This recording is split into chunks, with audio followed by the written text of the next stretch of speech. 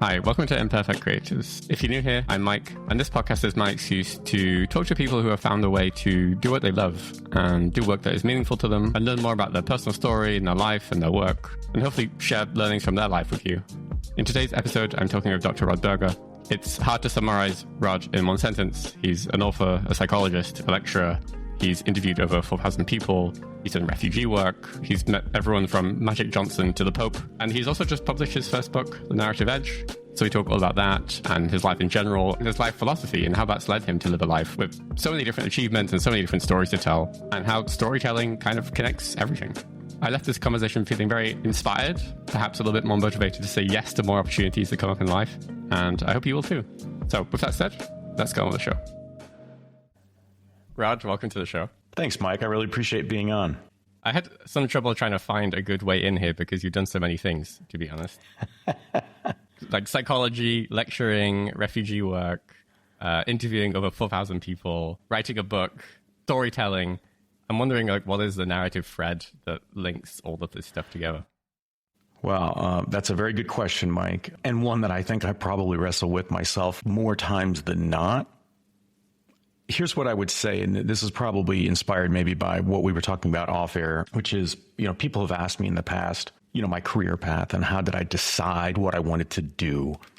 And for whatever reason, now this is timely for when I graduated high school and sort of the age that I was, but I've always fashioned myself as having a career that is very sort of Forrest Gump-like. And what's fascinating is that having that career, and I'm in my late 40s now, growing up, that was not in vogue at all, right? We were still a part of this world where there was a hierarchy. This is the path that you take. Today's young people, they are living much more and celebrating a Forrest Gump existence. They don't have to do whatever parents did or their aunts and uncles or their community is known for. They didn't have to do any of that. So for me, I think the thread has been to always say yes, even when I wasn't sure what I was saying yes to. Was that an intentional decision at some point in your life that I'm always going to say yes when opportunities pop up? I think it's born from a degree of anxiety. I think that's just, we all have it. We can't exonerate ourselves from the sense of anxiety as human beings. But, I had a few things happen to me growing up and just as a young adult where I took a flyer on something or I opened an email or I pushed myself to introduce myself to somebody, at an event, and oh my goodness, it turned into something I would have never thought. And so when that happens, and if you're aware of it, you say to yourself, you know what, I don't normally maybe do work over the weekend or check a random email on a Sunday night that is asking me if I'd like to go to Senegal, but I'm going to do it. And wow, I opened it. I thought it was going to be spam, and it was not at all. And it was that opening of that email that, if anything, birthed my book. I would say that is potentially the moment in time, was when I opened an email that I just randomly opened that I bet it was a 50-50 if it went to spam, and it didn't. And I just thought, it was from a well-known publicist. And I thought, I've heard that name, but that person doesn't know me. And I opened it and it was a real email. And so, you just sort of, when you do that over time, it's like you always want to open that email. Even if it's not an email, right? If it's just, that's just sort of the umbrella with which you operate. You just don't know, right? You take a flyer, and more times than not, taking that flyer has worked for me. There have been plenty of times where it has not, and it's gone off the rails a bit. And hopefully I've learned lessons along the way. But saying yes has absolutely been a part of my ethos. I was going to ask, how do you know when to actually say yes to that flyer? Like, you get that email saying, hey, want to go to Senegal? And it sounds a bit like it's just intuition, or it's just a bit like there must be some calculation in your mind or like some gut feeling that says, yeah, okay, this is worthwhile giving it a try, or like, what is that? So in the beginning, I don't know if I was very discerning. And so maybe there was some dumb luck involved in that, or just the stars were aligning and there were some good opportunities. Now, I will say that even there have been plenty of times where I had said yes to something. I'm in the middle of sort of fulfilling whatever that yes had laid out for me to do or participate or to be a part of. And I thought to myself, wow, would I have said yes if I knew what this entailed? So I always try my hardest in those instances to push myself to find a value because I'm pretty stubborn in that each engagement has an opportunity, and it's not about leveraging at all. It's just, I think sometimes we don't talk about ourselves because we fear that we're going to sound egotistical. When actually, if we talked about the things that make us human, that we all share in our stressors or the anxieties or our hopes and dreams, or our accomplishments that we learn from other people, and we go, oh, wow, I share that with Mike. I didn't know that. Mike's an ocean away. Yet we connect in a way that feels very familiar to me, and that could then yield opportunities down the road. Now, the other thing, too, is it's not about some immediate gratification, because I've said yes to things that took years to come to fruition. And so I just think there has to be a groundedness that says my story is not completely written yet, and that's okay, and I'm good with that. It's like I remember one of my dear friends he became a very dear friend.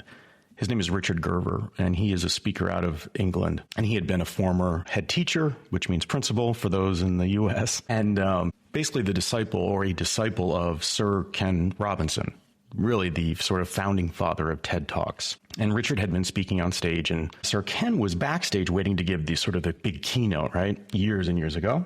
And he hears Richard speak, and he thinks, this guy has talent.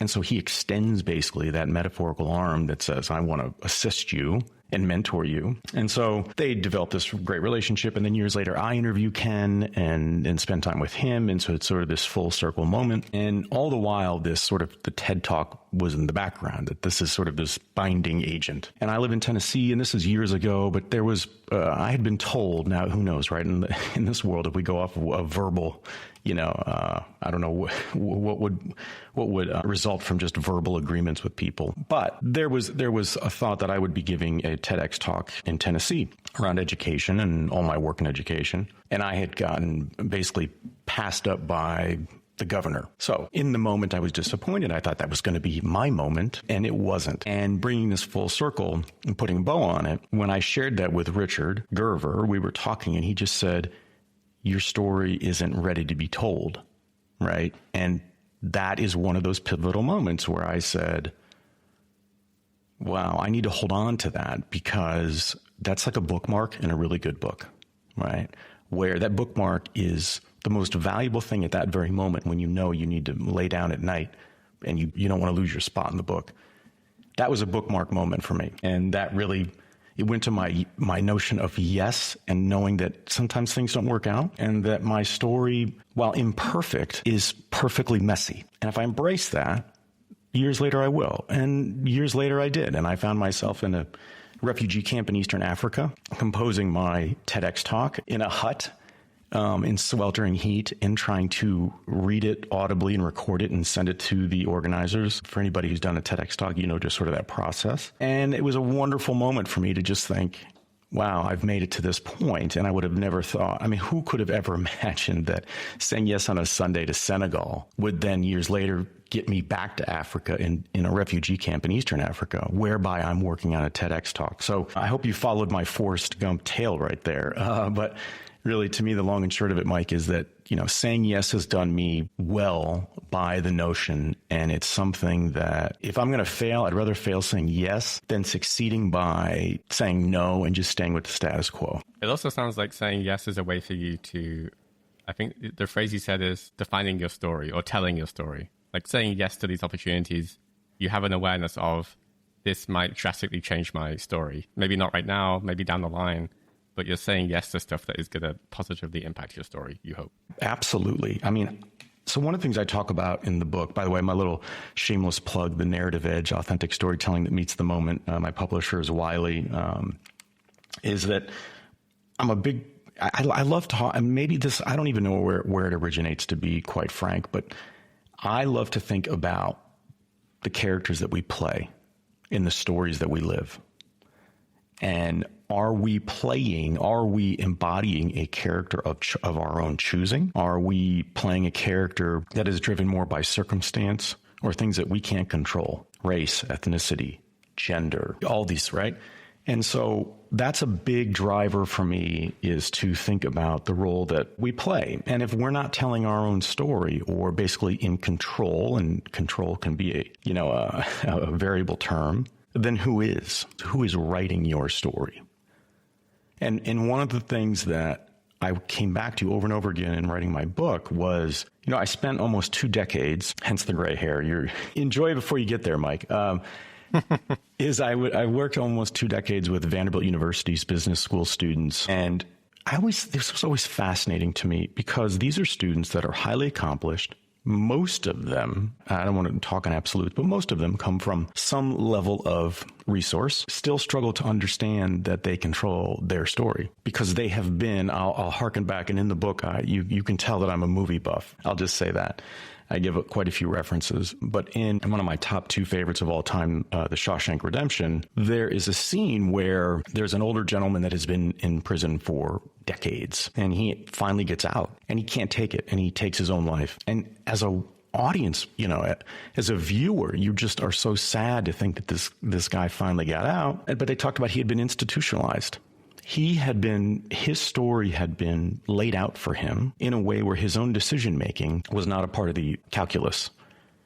And so I would find the same thing in different ways, obviously, with these students where they basically would walk in with their resumes and hold their resumes sort of on high, right? That they had, we're sort of all speaking the same language. We're all operating under the same currency. And here's where I stand. And I would look at these resumes and think, this is so incredibly boring. This is not Mike, who is of British descent, who moves to Berlin.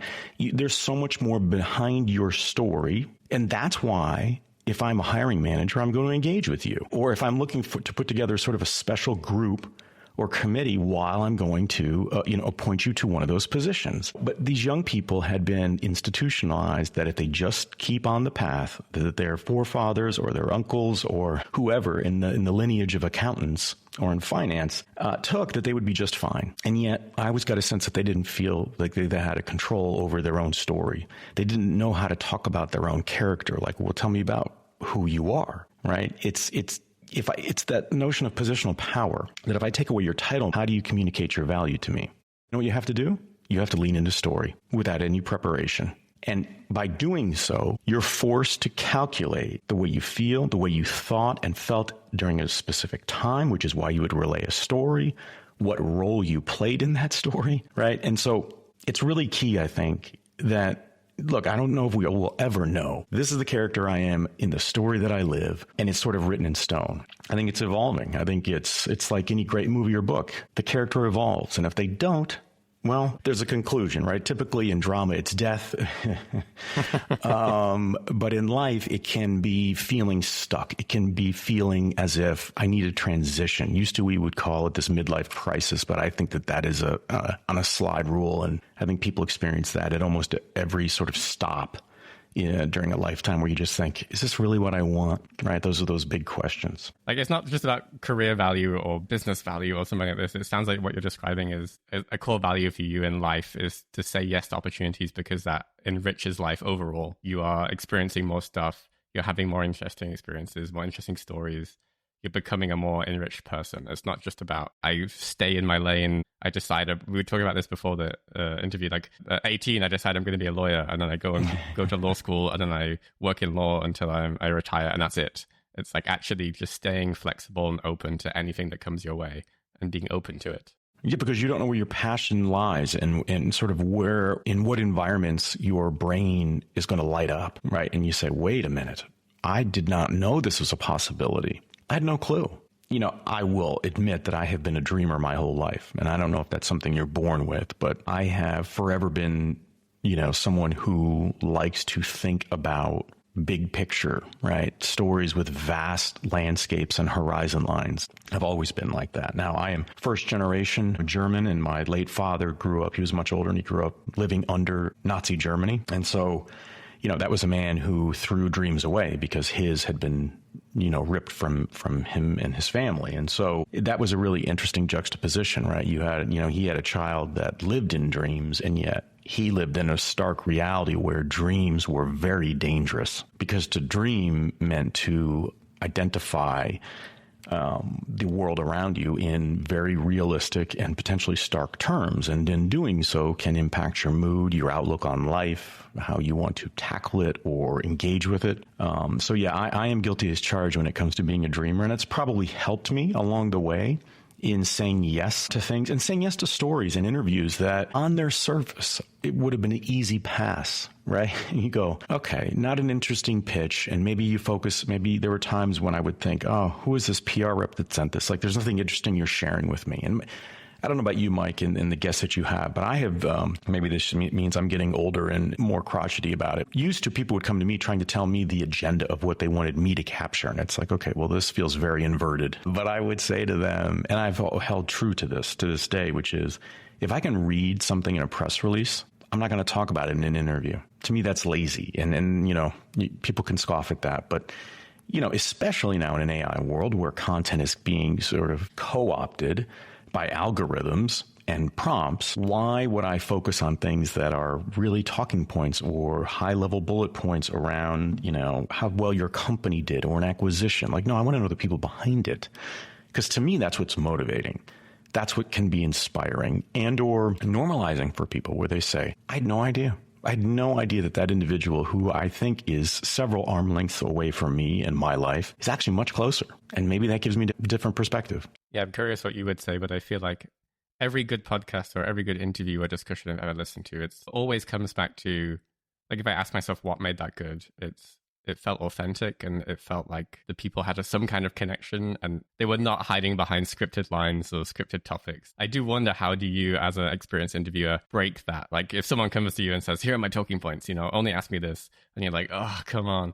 How do you then break through the barrier? How do you get to the real person? It's an important question. And I think it's a question that can apply not just for, let's say, media, but for job interviews, performance reviews, difficult conversations with spouses or loved ones. Like, how do you break through knowing that you have to get to a certain destination, or at least that's what has been prescribed or requested or agreed upon at some level? In the very beginning, what I did out of my own anxiety in interviews was to search for people and their personal lives. And it was so interesting to me, because I would just maybe do, let's say, a cursory LinkedIn scan. And I would see maybe that somebody went to, wherever, University of Heidelberg or something like that, or University of Florida here in the States. And I would say something right when they would, be in front of me in person or on a Skype back then, or whatever the technology. And I might say something like, go Gators, or good game last Saturday. And they would immediately drop the wall of sort of perceived distance between themselves and whoever's interviewing them, and they'd be human. I would like to hope that I have refined that over time, but yeah, I would look for one thing. And I remember using it even in business settings. I was going to a meeting with I think she was a head of a school district, and there was like nothing online, but I saw this one thing that I found that she seemed to go to every year, and it's here in Tennessee, and it was, it's called like Mule Day or something like that. Okay. It's a parade of mules, and it goes back, generations. And I just found that so interesting, because I'm not from the South, and I sat down, and it was the first thing that I mentioned was about Mule Day. And I just remember her thinking, man, that's good. And so then we just had a really great meeting, and we ended up collaborating together, and I'm not saying that sealed it at all. And I was being genuine, because I did think it was very interesting, because you have to be genuine. People pick up on if you figured out the names of my kids, or where I went to school, or a mascot, So it never needs to be like that. But I try to be human. I think the evolution of that has been, how can I be human right out of the gate? So even if I don't have something, let's say your background, if I'm interviewing you, if I can relate to you as a fellow interviewer in a human way, then hopefully we'll connect, and that will help us, and so that's become just just out of the gate. I don't have an agenda. It's just, how can I connect with you? In the book, I talk about this. So not to give it away, but, I had the opportunity to interview Magic Johnson, the Hall of Fame NBA player, and just global iconic smile and personality, right? And he's an intimidating guy. And I interviewed him in person in Los Angeles. I thought, this is one of those times where I thought, what is my first question going to be? How am I going to break through that barrier, as you put it? And I like that. I didn't, you sort of go through and you say, that's when you're wrestling with yourself, because you're saying, everything in me says, do what you normally do, because if you go outside of that, that's where problems can sort of jump out at you. And so I did. You just hear my voice, but I decided that I'm just going to let it rip. I'm going to, in the moment, the only thing I can say that I have is that we both went to Michigan State, and I know that will last. That'll give me, a little bit of runway, but it's not going to, I think, extend into this sort of shared journey of story that we're going to now hopefully partake on. So in that moment, I just decided that, you know what, because I'm a huge basketball fan and my Detroit Pistons are, I don't have any tattoos, but if I did, there'd be some recognition for my Detroit Pistons. And I grew up during the bad boy era, for those that are basketball aficionados. And I just went with a human thing, which was that he ripped my heart out in 1988. And I told him, I said, look, I think that was, you have to admit, Magic, that was a phantom foul on Kareem Abdul-Jabbar. And he laughed. So we had this great laugh. And there was someone that was a part of the production staff that just was on their cell phone, and they captured the image. And that is, my family framed that for me because it just symbolized, go with your gut. If you're just human, you're going to get a response that is at worst like open because you revealed your vulnerability. So that's how I've always broken through it. It doesn't sound like it's very prescriptive, and it's not intended to be. But I do know we live in a world where people sort of like to have their 3 steps to breaking through a barrier or 7 steps to becoming a writer. And they watch countless videos on YouTube that go round and round and round. And I am definitely not the guy for that, if that's what people are looking for. It's funny because I wrote down the question for this interview, which is like, how does the preparation or interview approach change based on like how high profile the person is you're talking to? And it sounds like actually it doesn't change that much. You're still going with the idea of making a human connection. Of course, maybe it's like a video game, like level 100 is like a super famous person probably has had 50 times like, oh, we went to the same college or something like this. So you're giving them the thing that you're connecting on a level that they absolutely did not expect to connect on, which is like a very human level. I do want to make mention as well, though, that this is sort of the motivator in me when I coach youth sports, that you also want to act like you've been there.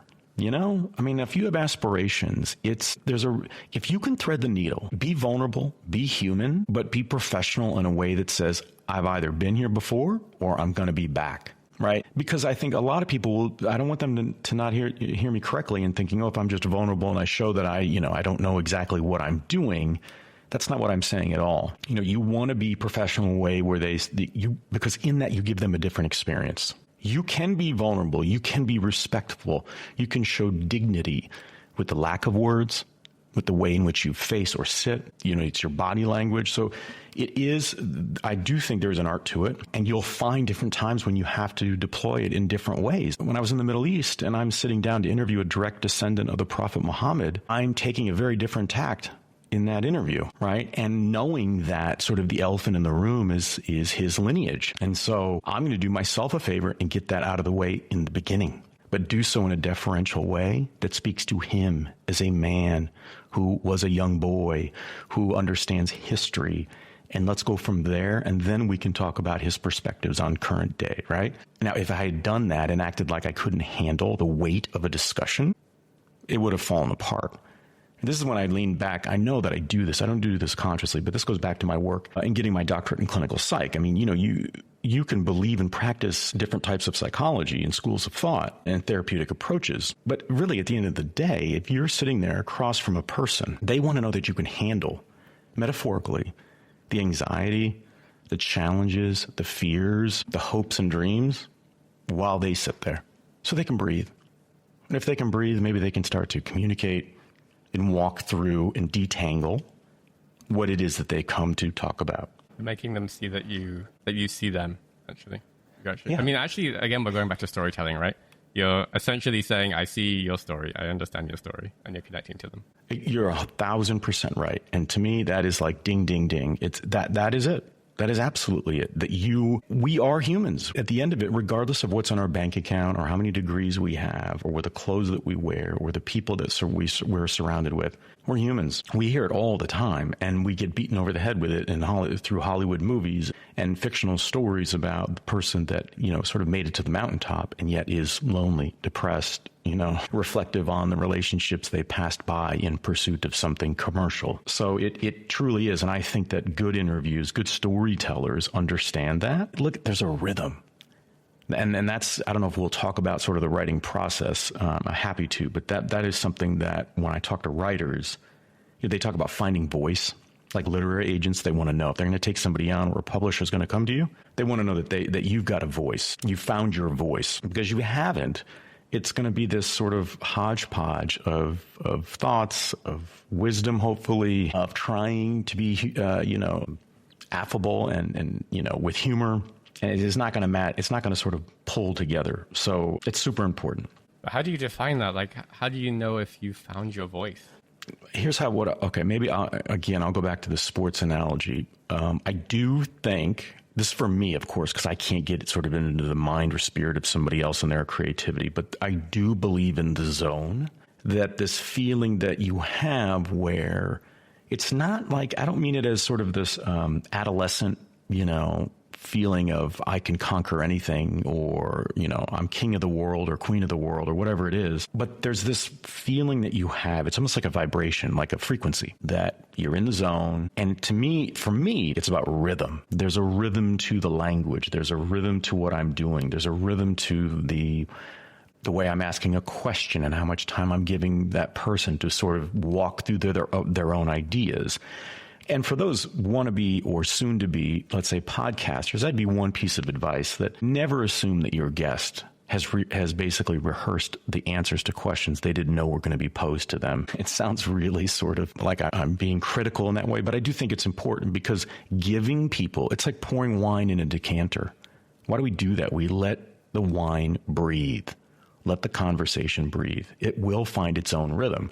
You may not be in music and play an instrument, but truly what we're talking about is jazz, right? I don't know this person, but he's going to come up and play bass, and there's just a look, there's a sound, boom, and we're good to go. And that is really powerful, I think, as humans. And so that is something that I will tell you, that's probably, now I'm getting asked about my second, like what's the second book going to be, those sorts of things. And I think I would imagine any creative goes through this, whether you're a painter or what, doesn't matter, your medium, that can I capture again that zone, right? That feeling that just says the rest of the world has sort of taken a nap so that I could fully sort of realize all these incredible, elements and then write or paint or whatever that is. So, but man, that is such a great feeling. And for me, it's always a rhythm. It's a rhythm. I'm reading my own stuff going rhythm, that's important to me. I'm going to come back to this in a moment because we've been talking about the book a little bit. Yeah. I actually want to come back to it because one of the first things we started in this conversation was talking about saying yes to opportunities when they pop up. Like you get that email, you open it, you spontaneously feel like this is a yes. Writing a book, on the other hand, doesn't feel like a reactive yes. That feels like a intentional yes. Unless you got an email that said, hey, I'm a publisher, want to write a book and have some money, which I'm going to guess is not how it was. Okay. So I'm going to flip it on you so what do you think it was? Like, tell me what the assumption is. I'm hoping you'll correct me. My assumption is something inside of you said, I need to go and write this book. Okay. Like I've had a bunch of experiences and I can feel this is an urge where I need to go and to be a book, right? Yeah. or something, right? Like I have this thing in like there's these thought bubbles I need to go write. Maybe that's completely off the mark. No, I would say this. No, I think it's a very well grounded and educated guess in sort of probably the process for lots of people, that they either tell themselves at some point in my life, I'm going to write a book. And if I don't, I'm going to regret it. Right. I think some people might say that about a triathlon or a marathon or something like that. That's something that they're acknowledging is a mountain that they have to climb, and they are willing, they don't know when, but they're willing to put the work in because they want to matter. They want their experiences to matter for whatever reason, right? That's important to them. My experience was a little bit different. I had been, loosely, I had gotten inbound interest from publishers of different levels. And that's just because, and I knew this, right? This is because I was writing articles with Forbes and Entrepreneur Magazine. And so it was a natural, because we live in a world where marketing is very important, to your earlier point. And so, whether I had a story to tell, they might see potential because of the platform that they believe that I have, right? So I'll give you some inside baseball, as we might say. It was coming to a sort of a crescendo. That's like I had done so much writing my story. Like at some point I have got to figure, like, what is my story? It goes back to this Richard Gerver and the TEDx talk. Was my story, had it sort of matured enough to now convey through a book? And this is after my TEDx. And so you kind of see it as sort of the next thing you want to summit. And so my target was, my birthday's in September. And I kept saying to myself, I really want to have my idea by my birthday and start basically sending it out. I've got to know, with my network, there has to be some connection somewhere where this can happen. I got really lucky because in like right around that time, I started getting pinged by Wiley. Wiley's been around since like 1807. They're the second largest publisher of business books in the world. Like they are, they have a seat at the table. And it was a little bit like the Senegal thing, right? I'm getting this email through my website. I'm getting pinged and connected on LinkedIn. I'm getting a follow on Instagram. And I finally thought, okay, this has to be legit. So let me go ahead and take this call. So we get on the phone on a Zoom, and it was on a Thursday and like mid-afternoon my time.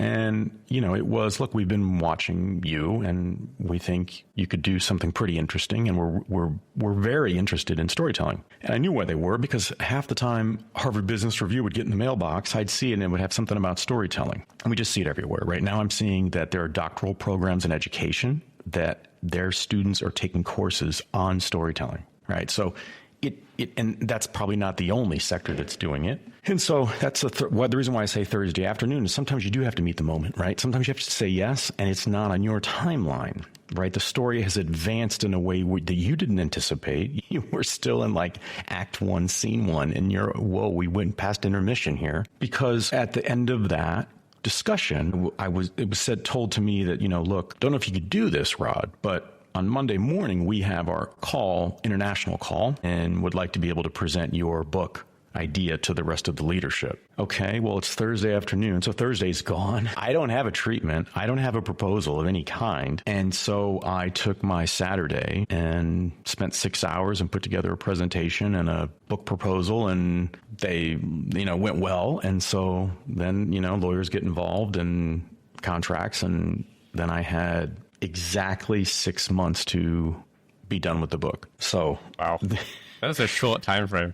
Yeah, and you learn so much. I mean, this is where you think to yourself, "Wow, I'm so much more educated after this first sort of run of show." That you get a deadline contractually when you have to turn in your manuscript, and so I did. I met that deadline and I beat it by a few hours. I did it the night before. I wanted to make sure that it wasn't, and that's just the competitor in me. But it was a fascinating process where, I mean, it's like putting a child in like timeout or something for behavior that is unbecoming, because you have to go into timeout as an adult and sit there and reflect on the life that you've lived, depending upon the story that you're going to tell, right? Obviously, it's book dependent or story dependent, I would say. But in my case, I had to reflect on over 40 years of, potholes and bright horizons and missteps and mistakes and accidental successes and achievements. Got it done. And yeah, so now the pressure is in trying to figure out, what's the response? Because that's the other thing. You become very vulnerable to it. You just don't know. You sort of come out of your timeout. You're in a cave and you hope it is received well. And I've been very, very blessed in that way in the response that's already come in about the book. So I hope that it does well. And I hope that it does well, not because it just says, this is what Rod Berger did or something like that, because I wanted to provide platform for a new set of stories to highlight, and that to me, that's the objective. Because if this is received well, this connects with people in different parts of the world, regardless of their backgrounds or their culture, then I have the opportunity to not control, but to steer my character in my own narrative in a way that allows for the next book and the book after that. So that's what's really important to me. So it sounds like you're hooked. after doing one book? I don't know. I'm so glad. That's a really good point. Am I hooked? Like the hook part? I would say this. I talk about like if you're in the Western world and you're returning a car at the airport, oftentimes there are spikes that you cross over with the vehicle, and I can't back up now. For me, storytelling is just in general. Forget the medium, whether it's I'm in front of a camera or I'm writing something or I'm behind a microphone. It's so addicting that it truly is returning that car going, the only way is forward, and that may imply then that I'm getting on a plane and going somewhere. And I don't mean literally all the time, though I do. Travel is in its own right very addicting in that way because it transports you to a world where time takes on a different essence. But yeah, I can't go back. I mean, I am forever wanting to feel that stimulation from other people's experiences and stories, and then finding ways to, I don't know, play a role, Maybe that's it's an interview or it's a connection that I make for somebody or, and then they tell a different story from that, right? So it is absolutely addicting. And so, yeah, I'm hooked for sure. And I think you gain a bit of confidence too, like anything. Oh, okay. I knew this was in me. And if I just stay true to myself, because this goes back to Senegal, as we are approaching the airport, like literally the landing where you're looking down, kids look out the window. Oh, look, it's so green, or it's so whatever's going on, right? And I remember as we're descending on our landing, for whatever reason, I had a moment where I basically was mad at myself, and I said, I am tired of writing stories in the manner that people expect or want me to write. Like, I'm done with that. And I did it just on that. And so from that point, whenever I travel, depending upon what the circumstance is, I try to provide daily journals that I put up. I don't do anything official. I just throw it up on Facebook or sometimes on LinkedIn. But I want people to feel like they're there with me. And if I convey it at that level, then that's typically the feedback that I get. And if I hadn't made that decision that moment, this book would never have seen the light of day. There's this expression I heard recently, not me, not now. And in the regards to doing stuff that you really want to do in life. And I think I felt this as well. I mentioned before we even started recording that, I've wanted to do a podcast, writing online, like publishing stuff and getting it out there in the world. And I feel like for a long time, I was the opposite of you, where it feels like you maybe have learnt at a young age to say yes to opportunities. I feel like I was always in the not me, not now bucket, which is, there's always some reason. There's always some part of the story, which is like, well, the market conditions aren't right, or, well, I should focus on my career right now, or I don't know what it is. There's very often, it's very easy to grab one of those not me, not now reasons. And it feels like what you're describing is doing the exact opposite again and again and again, which is listening to that internal gut feeling that says yes and going and doing the thing. So I mean, look, I think potentially for me, maybe that comes from just knowing what I know about my father's story growing up during World War II. Maybe there's that sense of desperation that if I don't say yes, that yes may not come around tomorrow. So that very easily could be the preamble to a story that evolves and unfurls into a world of just saying yes. That very likely could be what did it. I've not heard that phrase, that not me, not now, but I'm gonna use that. I like that. It's interesting because as you said that, I was thinking about deterrence, like things that deter us from putting ourselves out there, right? And again, that's just it's a cute way of saying that we fear failure, that we and it's not even failure. I think it's more about acknowledgement, or that our efforts will go. It's the tree that falls in the forest and you don't hear it. And that has real implications, I think, for people, because if I'm a tree and I fall right in the forest and nobody hears it, man, if I'm even just the slightest bit reflective and introspective, that could take me down a very sort of, I think, dark hole, because it makes me think, in essence, why am I not remembered?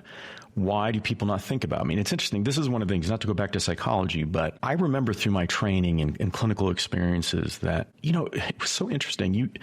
Maybe there'd be a patient that would come in, or someone that you'd work with regularly.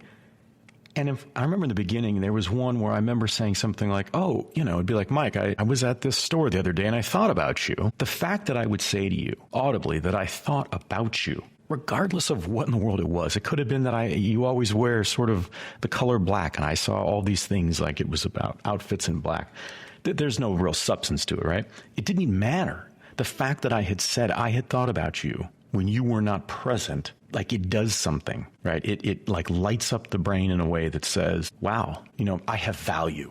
And so I think I just think that's really important, and that's why I like to say yes in so many ways, because I get so much more. People will think, oh, that, you helped that individual. It's like, no, I remember years ago, I had interviewed a teacher in a small town in like the state of Kansas. And it was like months later, I'm at a conference and I get like a tug at my jacket. It was like almost like a little kid would do, like, hey, Dad, can we go, buy something? And I look and it's this woman. And at first I didn't recognize her. And I quickly did. She was that teacher. Well, that interview somehow got picked up by their like local NBC affiliate. And she was brought up like in front of her congregation at church because of it. And she ended up getting funding for this project for the school. And, I think that did more for me than it even did for her or for her students, because I had said yes to something that on the surface, it would have been like, oh, I don't have time for that. But it made a difference. And boy, that feels good. That fills my own bucket up. So it's two things. One is, it reminds me of this image. I don't know if you've seen it. There's probably similar images. It's like a decision tree. It kind of says, this is your life. And it has many lines. And then there's like a line in the middle dividing the picture. And it's like, it's showing that if you say yes to one decision, there are like an infinite amount of trees opening from that yes. And if you would say no, then it's a hard stop, basically, right? Like, yeah. This is something I think about sometimes when I'm also thinking like, should I do the thing? And it feels like almost always yes is the right answer, because you're opening up another branch of like infinite possibilities. Absolutely. And especially if you hold yourself to being authentic to who you are. Like, my North Star shouldn't be to be like Mike. That's also a very famous line in commercials for Michael Jordan here in the US years ago.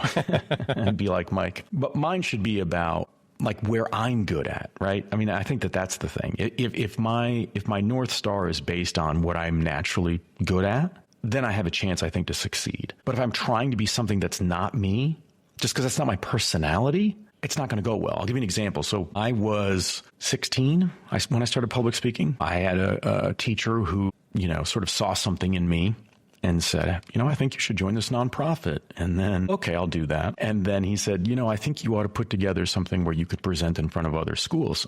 Okay, I'll do that. And he sort of kept pushing me. And then he one day said, oh, I signed you up for this national competition. Okay, I'll do that. And then I won that, which was great. And I'm 17 and I was getting paid to go around to schools around the country to speak to communities and schools. And you become a little full of yourself, I think, because you're a teenager and as terrified as you are because you're talking to your peers. And there was one instance where I chose to go a different route and I was not myself. Now, was I, all the basics, right? I was on stage, I was speaking, check all the boxes. But the way that I did it was the way somebody else would do it, which meant it wasn't authentic, which meant that the audience could pick up on it, even if they couldn't sort of audibly say, what they're seeing or consciously, aware of what it is that's off. And it is by far one of the top 3 worst professional experiences I've ever had, but probably one of the most consequential. Because the moment before Magic Johnson, I'm thinking about that. And I'm in the heat of it because moments before I even said hello to him, an audio guy just immediately rushed up to mic him up. And you don't do that to people like Magic Johnson. You wait till they're read. Like there's some deference but this was a young guy. He didn't know, he didn't have any ill intent. And I was sort of in the fire going, wow, this is not starting the way I want, because now you've made Magic a little bit irritated, which I would be too. And man, just be yourself. I remember telling myself, and I thought about that time on stage. So for me, it's about, you should do it, and the mic's out there, but just do it in the way that that you can connect. Like, how do people in your own life, I would say to people, like, well, how do people connect with you as it is? What is it about your personality? You're gregarious, or they got to have the one fun person in the group, or you're the reflective one, or you're the deep one, you're the serious one. These are all important roles in the very sort of larger story. But being honest, I think, and authentic to what we can do and the talent that we have during this lifetime will help to accelerate that. Until now, I feel like I would have said to make a good connection with someone quickly, or to have a good interview, for example. Part of that process feels a bit like being a comedian in a way, because and I think I'm doing this wrong for the record.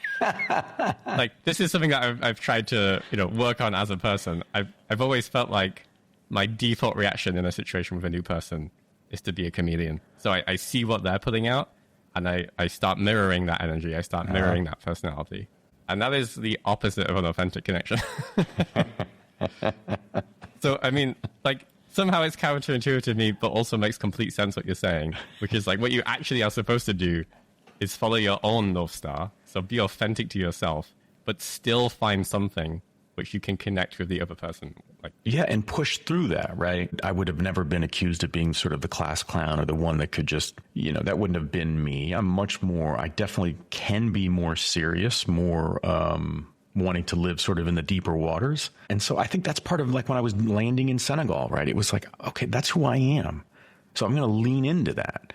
I'm going to write stories. I'm going to document stories at that level. Like that's what I want to get to, because if I can get to that, it'll show up differently, right? It's like when I interviewed Sammy Hagar of Van Halen. We didn't talk about music and what people might think. We talked about how he grew up incredibly poor in the lettuce fields of Salinas, California, and how his grandfather lived in a trailer on the land.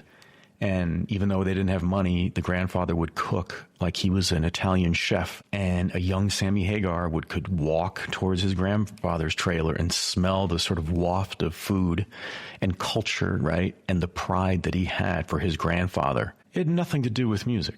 I'm just saying that to say I could have done what I think most people would have wanted to do when you speak to someone who's like Sammy Hagar, Van Halen. I need to be cool. I need to do I have a leather jacket? Like, I don't know. Like what makes me cool? I got to match their energy, or maybe the people that love him, right? No, it's like, I'm going to do me. If I do it really well, great. And the result of that was he had said that he hadn't had an interview like that in years. Man, that hit. It wasn't about, I did a great job or anything like that. It was that we connected in a way that he shared stories that he doesn't normally share. And okay, now I've provided a unique value and found the essence of him.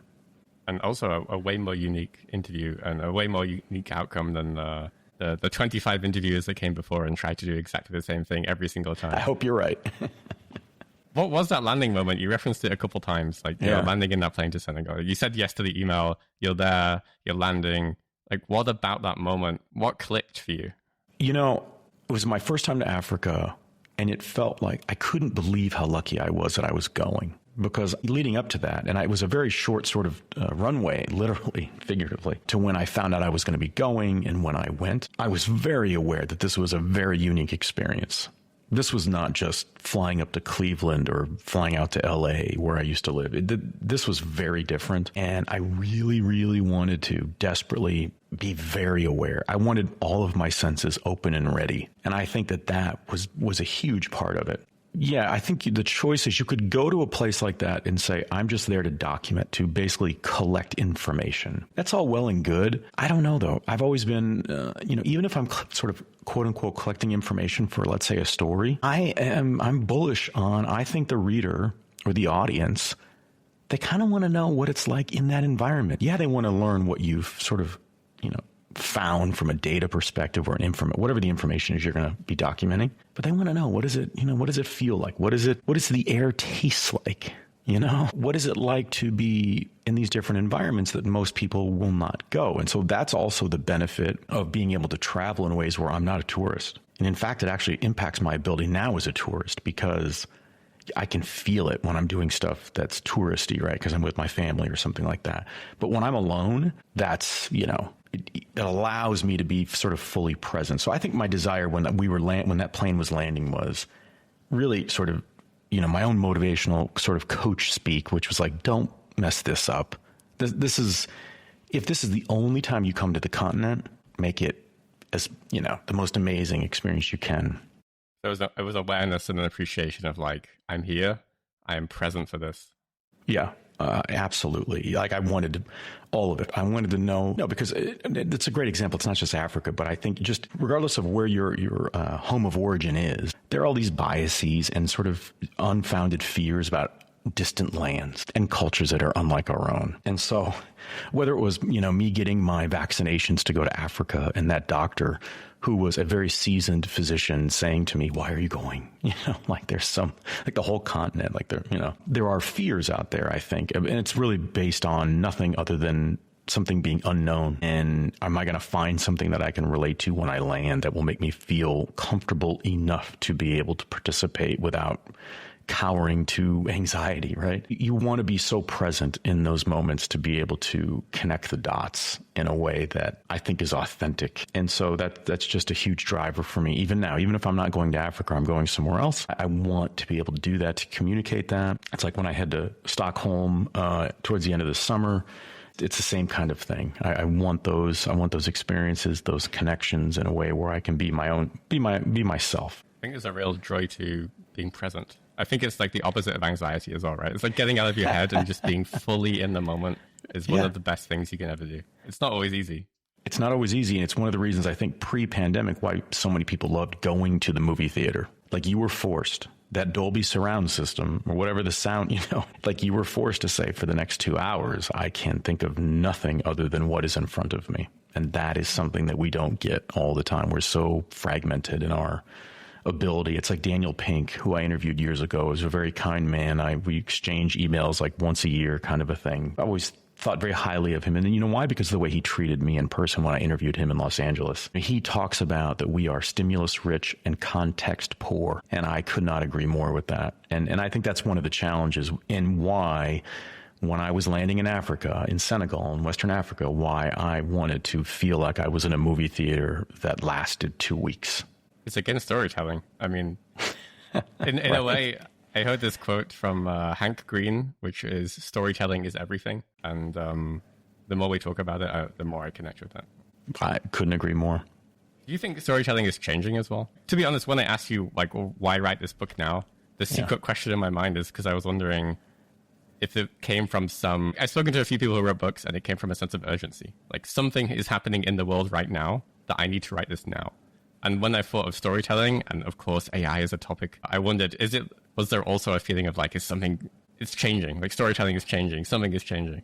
My gut reaction is no, it wasn't written from that platform, though you could easily apply it to that, right? You could affix it to a world where we are advancing so much so where words are not our own anymore. But it also, that matches for me just in the way that I've always written in general, which is, we talk about evergreen content, just meaning that it can last. It's not time stamped. That's how I've done. 95% of my interviews and stories have all been around being evergreen as possible. Because if I do that, then it changes the focus and format and the way in the conversation that we'll have, because we're not beholden to a product release date or a tour date or a book launch. It's like, okay, we can just talk about things that span that person's lifetime and it's all on the table. I see. So you're intentionally keeping it evergreen in the sense that you don't want to connect it too much to like whatever's happening in that moment. Yeah, because to me, then you have something that automatically puts itself, at least as a content piece, as if it were a living, breathing thing, in position to rise above or at least be in a different room than all the other content related to that person or topic that is often time-stamped or time-dependent. Now, the inverse of that is when I'm editor-at-large for an international publication called Fair Observer, and the writers for Fair Observer are like former MI6 and CIA, and they've had prime ministers write.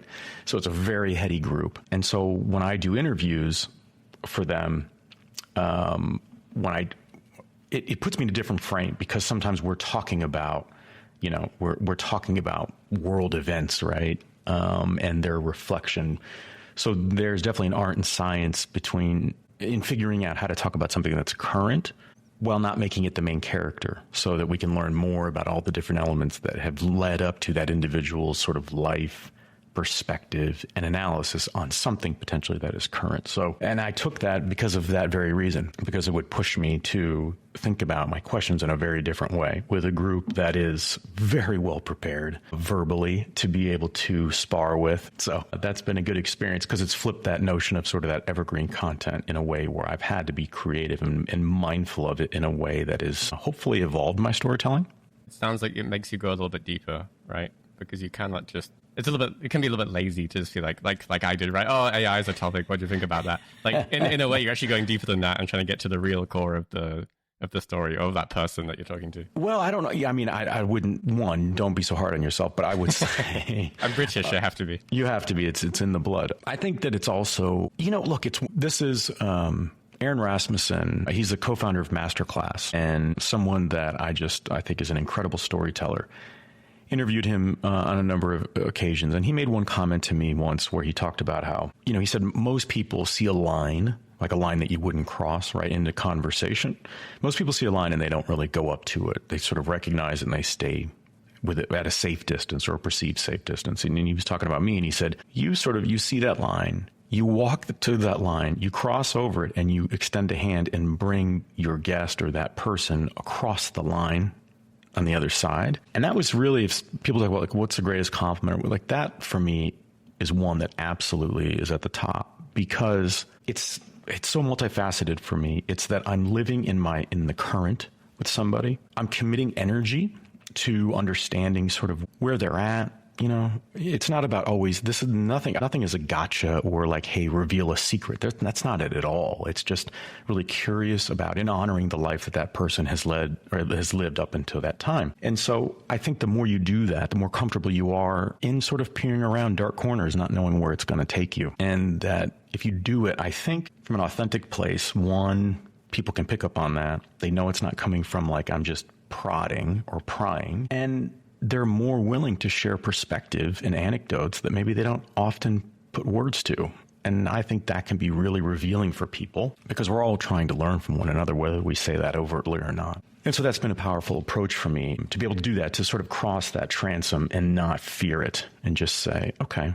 Now, of course, my training did a lot of that in psychology because the hardest or most difficult question for those that are climbing the ranks in psychology is having the awareness of someone in front of you who has suicidal ideation and being able to ask them honestly if they have a plan.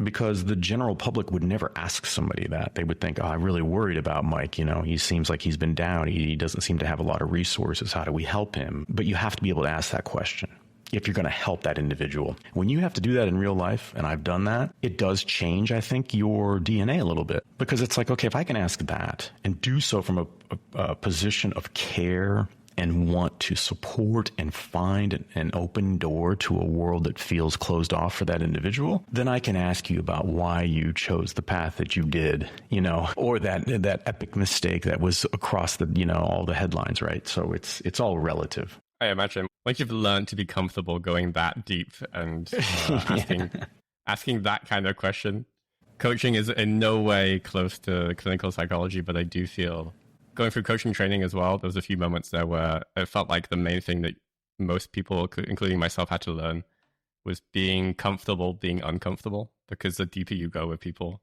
of course, and if you have trust, you can go deeper, and as you go deeper, more things come up, and there's a tendency to almost want to pull back from it or slip into the drama triangle and be a rescuer or say, hey, no, don't worry, it's okay. And actually, what's more powerful is staying eye to eye and being okay with that, right? Just staying with the discomfort and being okay with it, and then going deeper into the conversation and being okay with that. And it sounds, I don't know if that sounds easy or not, but it's not. No, I'm with you. I'm tracking. I wish more people would think like that. I think we all have it in us, and I'm hoping that the book, helps to support that for people in that way. But it's absolutely been an honor to be able to be in the presence of people and the trust that they've extended to me to capture their story in ways that maybe haven't done before. I take with great deference for their trust in me and just the respect and dignity that I hope I can give to their stories. So full circle, Definitely full circle. When is the book coming out? Also, I think a good time to plug as well. How can people get their hands on it? So you can pre-order the book, The Narrative Edge, Authentic Storytelling That Meets the Moment, wherever books are sold. You can go to my website, which is just drrodberger.com. You can /book if you want, but it's also on the homepage. And you can click on wherever books are sold. All the different buttons are there. It hits bookstores November 12th. I will say, I know we're wrapping things up here, but I will say that for those that pre-order, I will be then sending those folks a lost chapter. Now, you never know, Mike, you might be a part of that lost chapter. So we'll just leave that as sort of a teaser, right? But I do appreciate the support. I'm learning a lot about the marketing of books, even though I have a great partner in Wiley that's obviously been around for quite some time. But it's an effort, right? It's raising a baby to a toddler and a toddler to a young child, school age, and going on from there. So it's a lot of work. I do appreciate it, and just know that it hopefully will push me to be able to capture more stories for forthcoming books as well. So yeah, amazing, and congratulations. I do think it's so cool. Like everyone I speak to who's written a book says it was super hard. It was very intense. I had to somehow shut myself off from the world, and yet they would absolutely do it again. And they're so happy that they've done the thing. Like it feels like such a weird, rewarding experience. Weird because it's so intense, and you don't know what's going to happen, and yet you would do it all again. That's exactly right. So I know we're talking about your book. I always ask my guest at the end if there's another resource, book, movie, whatever you want, anything that you'd recommend to the people out there. Oh, I know that I'm really bad when it comes to sort of isolated recommendations. I would say that the way that I look at that is I find one thing that I enjoy, whether it's someone that I'm reading or that I'm watching or sort of studying, because I like to study people just even audibly, how their turn of phrase, the way they interact with guests, those sorts of things I'll nerd out on. Here's my advice to that. If you find somebody that you connect with, that you learn a lot from, dive deeper with that learning with that individual.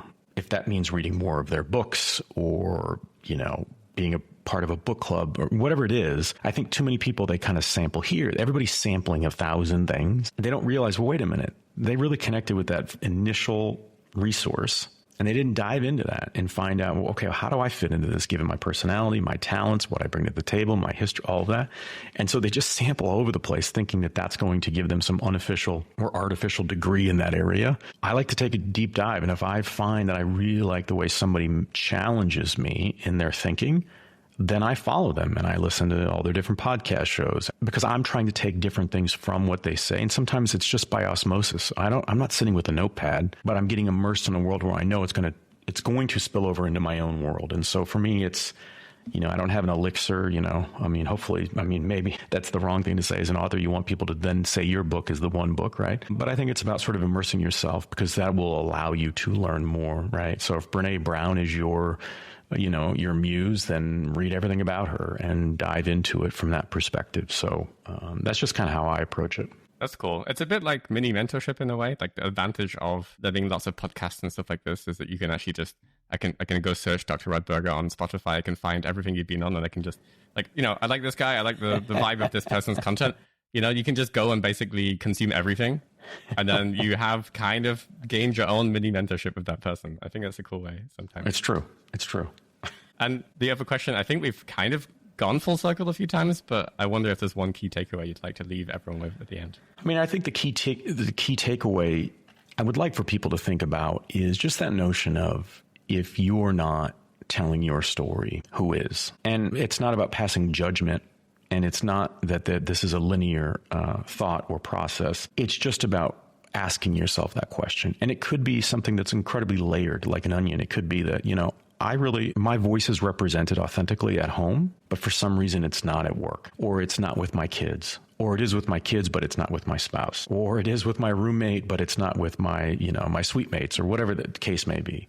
I think that it helps us think more deeply about the environments that nurture us, that fulfill us and provide us platform and opportunity to excel in the areas that we are exceptionally good at, and to get feedback in the same way, right? So it's really that. It's, if you're not writing your story, who is? Because somebody is, and at some point you're going to have to grab sort of the narrative threads and do something about it. And people do that through divorce, through career changes, through moves. They do all kinds of things. But if you start asking yourself that question now as opposed to later, I think that you'll find you can start to recognize patterns of your own behavior, the way in which you think about your story, if it has value, and if it doesn't, why doesn't it have value, right? Because there's some ownership in that I think that we have to take responsibility for and acknowledge all the good, the bad, the indifferent, and the ugly that has gotten us to this point, Face the truth head on.